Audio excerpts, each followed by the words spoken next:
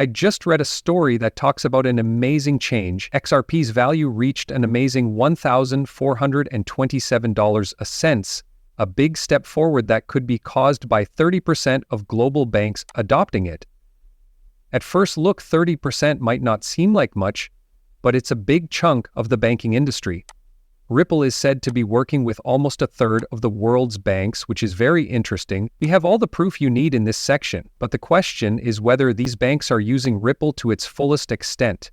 It looks like not. We're going to talk about this subject in more depth today. We will also talk about some new information that says Ripple might be going public by the end of March. As the end of March draws near, this move could send the price of XRP through the roof, reaching an unbelievable $8.97 in just over a month.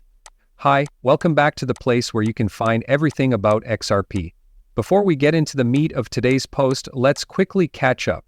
Please do me a small favor, tap the like button, subscribe, and bell button to become a part of our wonderful group. Also, here's a heads up. As we get closer to 60,000 subscribers, we're getting ready for a huge XRP gift. It's really easy to enter the giveaway.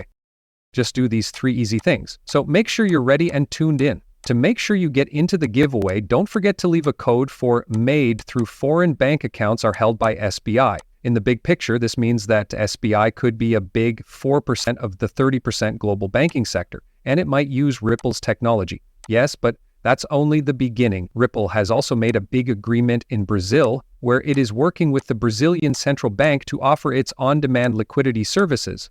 That's only one part of the world puzzle.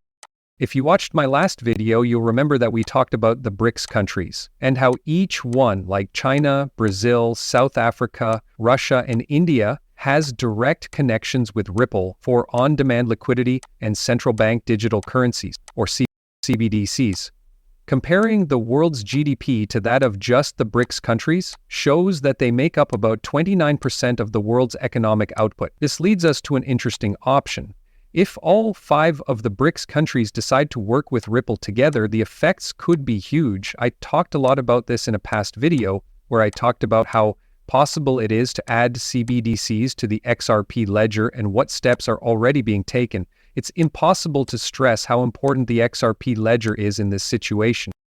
It is a very important part of how the economy is changing. Because of this, the possibility for Ripple's technology grows even stronger as we look forward to the next bull market. After the Federal Reserve made a public statement, the talk about Ripple's growing role in financial technology took a big turn. They said that both XRP and XLM could be very important in helping to build the blockchain basis for their new FedNow payment system.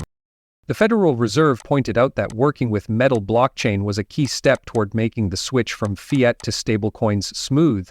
This would help close the gap between standard banking systems and the decentralized finance sector. At the moment, Americans can make fast payments within the United States, mostly through third-party apps like Venmo and PayPal or digital cryptocurrency wallets. However, the FedNow service will change everything about this. The platform is still in its test stage, but over 120 organizations, including well-known banks like US Bank and Exchange Bank, as well as a number of payment processors and solution providers, have already signed up to use it. This event not only shows that blockchain technology is becoming more accepted and used in regular financial services, but it also marks a major turning point in the coming together of traditional banks and the new world of decentralized finance. As a leader in cross-border payment solutions and distributed ledger technology, Ripple is set to play a major role in the FedNow project, which is being led by the Federal Reserve. Stellar Lumens, XLM, which is known for its blockchain-powered network that makes global transfers faster and cheaper, is also likely to be added to the FedNow ecosystem. This is where the story takes an interesting turn. A story caught the attention of the fintech world not long ago. XRP soars to $1,427.00 as 30% of banks around the world start using it. It's an amazing development that shows how blockchain and banking can change things.